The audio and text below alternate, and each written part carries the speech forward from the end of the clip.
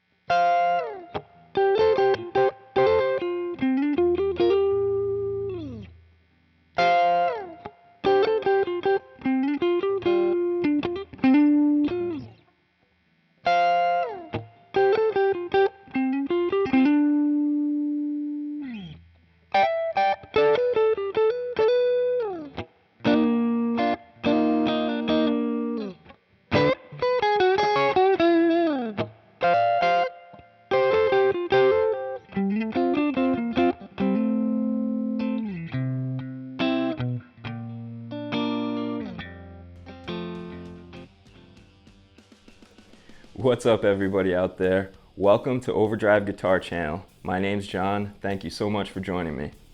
Alright, so today we're going to be looking at my current #1 guitar.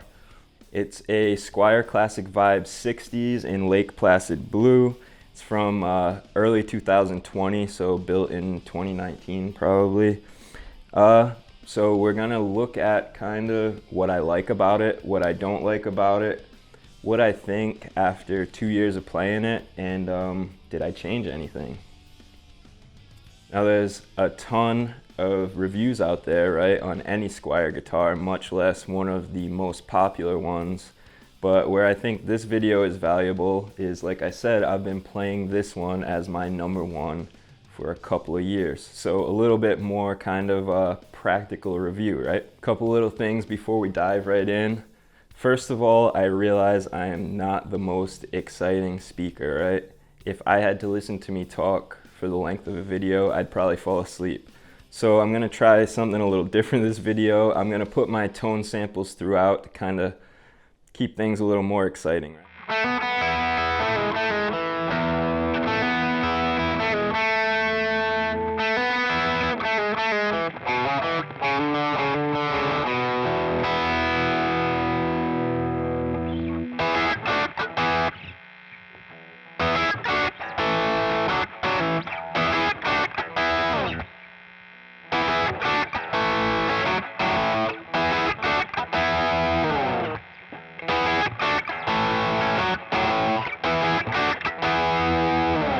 All the sounds today are going to be from my Boss Katana 100 Mark II.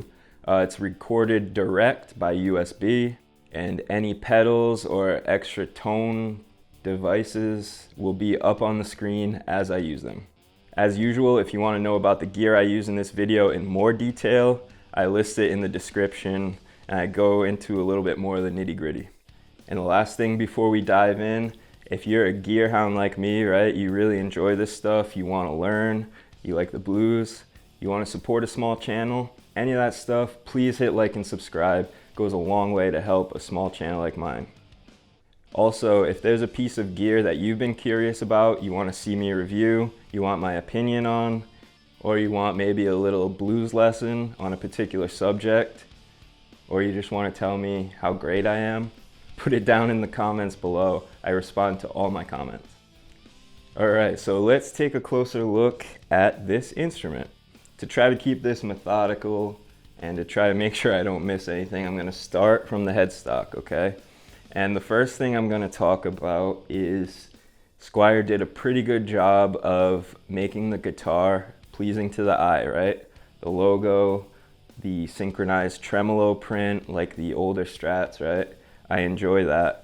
And one of my favorite aesthetics and functional pieces on a Fender guitar is these kind of split top tuners, right? This Fender style tuner that I believe it's a Clouson style tuner. So you put the string down in, the string wraps around. It's basically the first locking tuner design, right? There's no way that string can slip. And on the note of the tuners, Fender has not skimped on the quality. These tuners are just fine. No reason to change them that I can think of unless you prefer a different style tuner.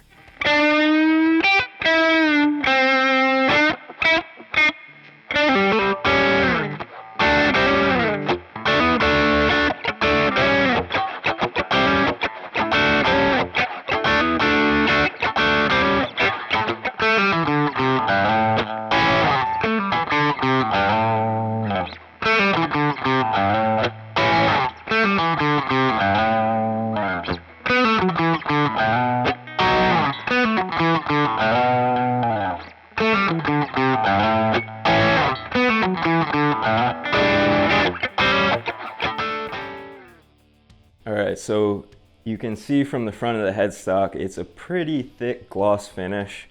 Not my favorite, but it's kind of the right look. I see what they were going for, right? The Classic Vibe series.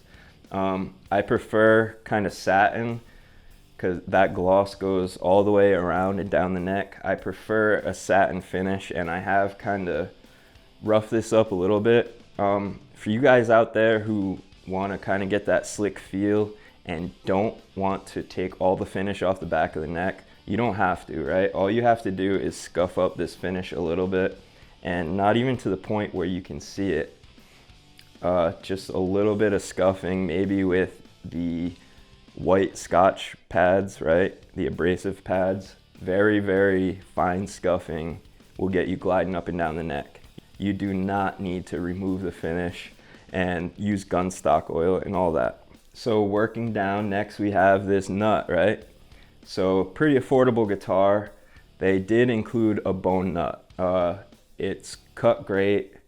Bone is my favorite material for a nut.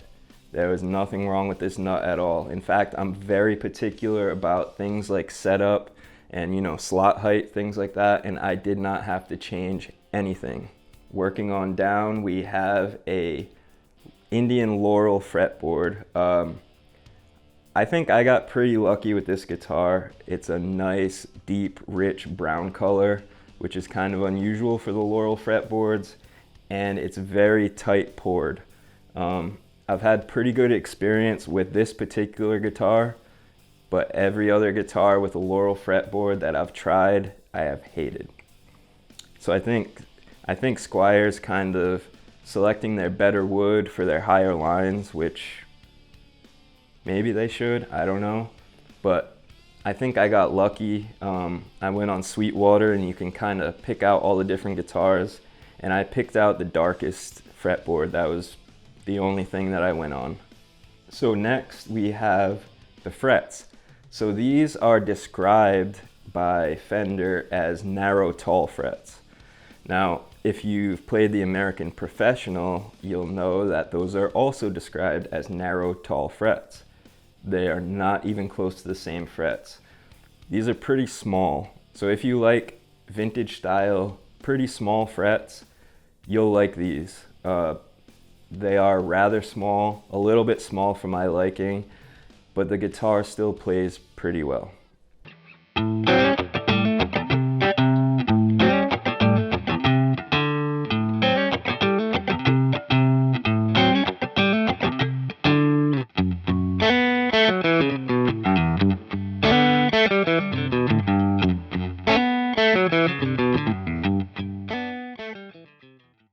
Of course, the rest of the neck is made of maple, you know, the standard wood for a Strat or a Tele or anything like that. The one thing I will say is this neck is remarkably thin. It's probably my least favorite thing about the guitar. It is very, very thin, and I found it definitely leads to hand fatigue way faster than any of my other guitars. It's by far the thinnest neck I own, and I have an Ibanez RG sitting right there, right? It is way thinner than the Ibanez neck. Really not my favorite, but since it's an overall good guitar, I kind of put up with it. So working down to the body, this is one of the more interesting things about the Classic Vibe, the The body is actually made out of NATO. Now, if you're not familiar with NATO or Niato, there's a lot of different pronunciations depending on where you're from. It's basically a type of mahogany. So very unusual, right? There were some Strats produced made out of mahogany, usually humbucker models. I think some of the leads were made out of mahogany. But this is very unusual, and it does have a large effect on the tone of this guitar. For a Stratocaster, it's very mid-forward, and I'd say less scooped and maybe a little less sustain. These kind of tonal characteristics of the body lend themselves to recording well. It might not be as pleasing when you're sitting and playing by yourself, but you can EQ that out, right? We're talking small differences. But you will notice it. If you've played as many Strats as I have, as soon as you pick this one up, you'll notice something different. It is very resonant, but the resonance is different. And for all you guys who think TONEWOOD isn't a thing, stick around, keep playing guitar, you'll figure it out.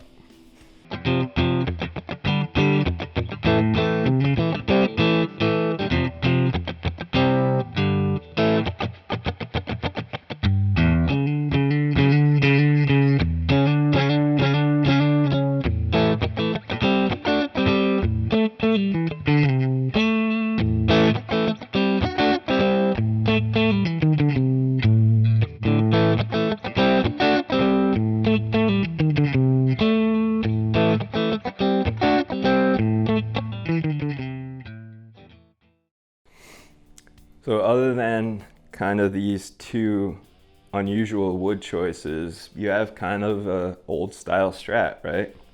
Which, one more thing I'll say about the Indian Laurel fretboard.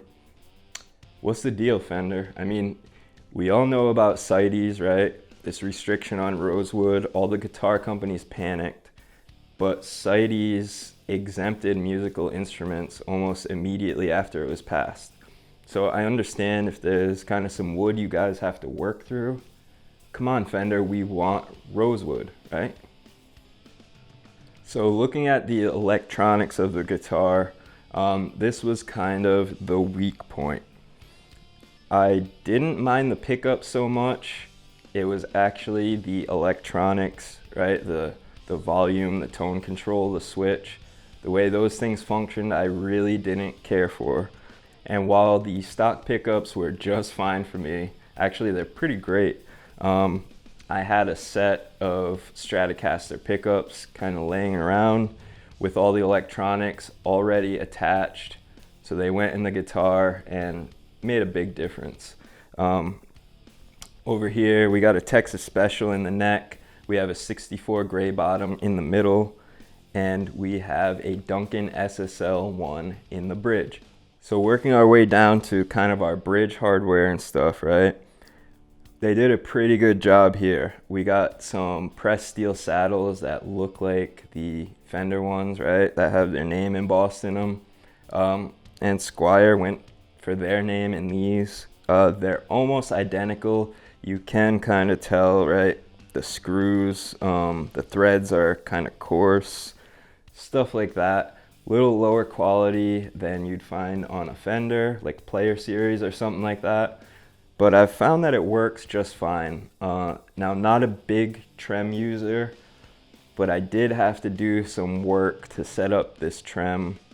First of all, because I like it sat on the body and they come floating. And second of all, it really did not want to return to tune when I use the trem. I'm not gonna get into all those tricks. If you guys want to see a video about how to set up your trem on a Strat so that it works correctly, put it in the comments below. Maybe I'll do a video about that.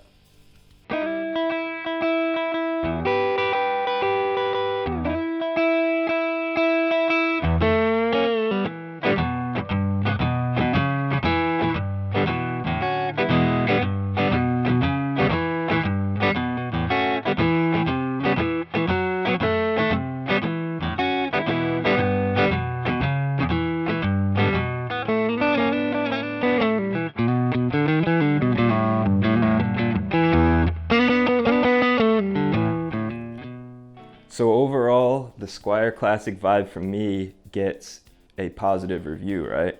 In fact, a great review. In my opinion, the Classic Vibe series isn't just your entry level, you know, buy your kid a guitar, see if they're into it, and then upgrade later. Classic Vibe, they're really going for an actual instrument, right? Something you can record with, something you can play out with, and it hasn't really failed me yet.